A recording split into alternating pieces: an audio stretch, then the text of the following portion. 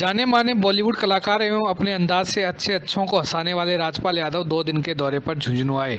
उन्होंने यहां पर बॉलीवुड कलाकार सलीम दीवान स्टारर फिल्म में शूटिंग की। यहां पर उन्होंने कई मीडिया कर्मियों से भी बातचीत की। झुंझुनू अपडेट आपको उन्हीं मीडिया कर्मियों से हुई बातचीत की खास अंश दिखाने जा रहा है, जिसमें उन्होंने एक बड़ी जानकारी साझा की और कहा कि 1998 में जब उन्हें कोई फिल्म इंडस्ट्री में जानता नहीं था, तब उन्होंने बच्चों के लिए पहली फिल्म की थी लक लक लकीरें, जिसकी शूटिंग झुंझुनू के ही डुंडलौद में हुई थी। डुंडलौद से उनका फिल्मी करियर शुरू हुआ है। ऐसे में वे शेखावाटी की धरती को प्रणाम करते हैं, जिन्होंने बड़े बड़े उद्योगपति, शौर्य पुत्र और काफ़ी महत्वपूर्ण लोगों को देश को दिया है। उनका करियर भी यहीं से शुरू हुआ है। आज जब 20 साल बाद वापस शेखावाटी में आने का मौका मिला तो वे इसे छोड़ना नहीं चाहते थे। साथ ही उन्होंने मंडावा की हवेलियों की भी खूब तारीफ की। इस मौके पर उन्होंने अपने राजनीतिक करियर के बारे में भी चर्चा की। उन्होंने कहा कि अभिनय करना उनका पेशा है तो राजनीति करना सेवा।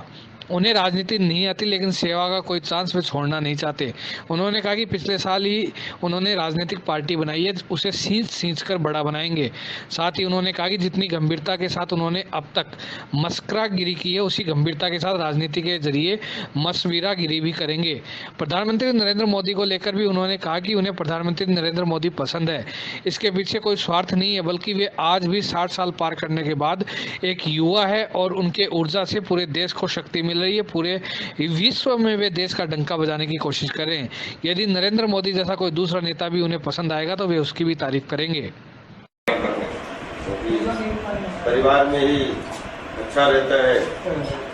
मंडावा बहुत अच्छा लगा। मतलब बहुत ही ऐतिहासिक जो है बिल्डिंगें और प्राउड फील हुआ कि इतनी गर्मी में आज इस छत के नीचे बैठे हैं और एसी नहीं है लेकिन गर्मी नहीं लग रही है। तो आई लव मंडावा। और मंडावा की जो यहाँ की जो बिल्डिंगों का नक्शा एक जैसा जिस तरीके से, तो इससे पता लगता है कि मंडावा को देख के राजस्थान कितना रजवाड़ों का जो है प्रदेश रहा होगा पहले। अब ये तो आगे की बात है, लेकिन पार्टी का जन्म हो गया है तो पार्टी को धीरे धीरे सींच के 100% बड़ा करूँगा, क्योंकि हमने मस्करागिरी बहुत गंभीरता से की है जीवन में, तो मशविरागिरी भी गंभीरता से ही होगी। अभिनय पेशा है, पार्टी सेवा है। मंडावा के बारे में एक चीज़ और बोलना चाहूँगा कि यहाँ पे डुंडलोड राजस्थान जो है वो यहाँ यही एरिया है, शेखावटी ही एरिया है। शेखावटी हमारे हिंदुस्तान का सबसे स्वर्णिम एरिया माना जाता है। जितने भी बड़े बड़े लोग पूरी दुनिया में जिन्होंने नाम किया वो शेखावटी एरिया से हैं। और मेरी ज़िंदगी में आज मैंने जितनी भी फिल्में की, पूरे 7 समंदर में मुझे मौका मिला, उसकी पहली मेरी शूटिंग लक लक लकीरें यहाँ डुंडलोड राजस्थान में हुई थी।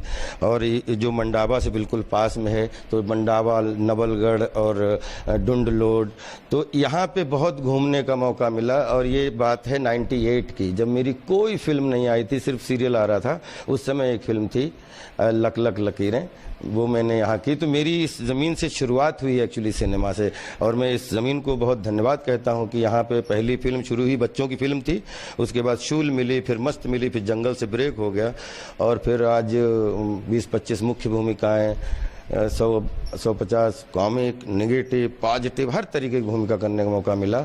वो इस धरती की वजह से हुआ है। कुल लकी है। और जैसे ही कल इधर आया तो सबसे पहले धन्यवाद किया कि आज लगभग 20 साल बाद फिर शूटिंग करने का इस ज़मीन पे मौका मिला है, तो बहुत प्रणाम करता हूँ इस धरती।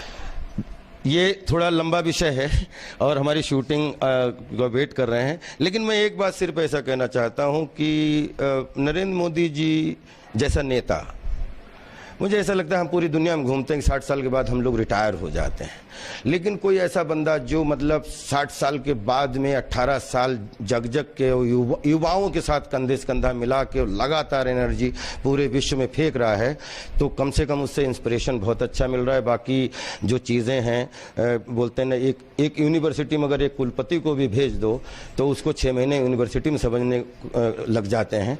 तो मैं हमेशा, अगर यहाँ पे नरेंद्र मोदी जी की जगह कोई दूसरा नेता होता, ऐसा काम कर रहा होता, तो 100% मैं उसकी भी ऐसी तारीफ करता। इसमें कोई स्वार्थ नहीं है। सालों मंदिर का घंटा समझ के रखा है, कोई भी आके बजा जाता है। देखिए, भविष्य तो हमें अपना नहीं मालूम है, तो पार्टी का भविष्य क्या होगा ये तो पता नहीं, लेकिन पार्टी 2017 में उसकी नींव डाली है। और अभी तो बोलते हैं ना कि एक बरगद भी होता है तो उसका छोटा सा बीज लगता है, फिर उसके बाद वो दरख्त बनता है जाके। तो अभी तो बच्चा है पार्टी, लेकिन धीरे धीरे उसको सींचने का काम जारी। मैं राजनीति नहीं कर पाता हूँ, मेरा पेशा अभिनय है, राजनीति मेरे लिए सेवा है। आज की डेट में प्रधानमंत्री जिस तरीके से देश दुनिया में दौड़ के 60 साल के बाद आदमी रिटायर हो जाता है, आराम करने लगता है, और कोई भी हमारे देश का ऐसा नागरिक जो इतनी जिम्मेदार पद पे है और वो लगातार देश का डंका जो है पूरी दुनिया में बजाने की कोशिश कर रहा है, और कोशिशें कामयाब होती हैं सर। तो अब वैसे तो एक यूनिवर्सिटी में चले जाइए, कुलपति को दे दिए 6 महीने, यूनिवर्सिटी समझने में लग जाता है। तो बस मैं एक इंसान के रूप में सोचता हूँ, मैं राजनीतिक पॉइंट ऑफ व्यू से नहीं सोचता हूँ कि राजनीति में सेवा के रूप में। तो मुझे ऐसा लगता है कि युवाओं के बीच में लगातार अपनी उपस्थिति दर्ज कर रहे हैं, कोशिश कर रहे हैं। तो इसलिए अगर नरेंद्र मोदी जी की जगह कोई दूसरा और होता, वो ऐसे ही काम कर रहा होता, तो मैं उसकी भी खुले दिल से तारीफ करता। हमारा डिसीजन, हम बचपन से बहुत फोकस्ड हैं, हमारा कोई डिसीजन कमज़ोर नहीं है, लेकिन आगे जो रिजल्ट आता है, कभी क्या होता है प्रयोग फेल होता है, कभी प्रयोग पास होता है। पास होता है तो आप उस प्रयोग को और आगे बढ़ाने की कोशिश करते हैं, और अगर प्रयोग फेल हो जाए तो उसमें चिंतन करते हैं इसमें क्या गलतियां रहीं, तो उस गलतियों को सुधारने की कोशिश करते हैं। लाइफ है। हम लोग अगर राजपाल यादव कहें कि 1997 में हम एक स्ट्रगलर थे, कोई दुनिया नहीं जानती थी।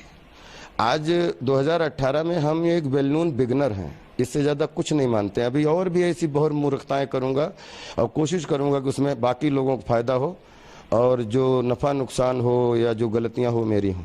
एक शॉट देने के बाद हर एक्टर सीनियर हो जाता है। कोई हमारी क्रिएटिव फील्ड है, इसमें ना कोई सीनियर है ना कोई जूनियर है। मेरी कोशिश चलेगी तो मैं वरुण के बच्चे के साथ भी काम करूंगा।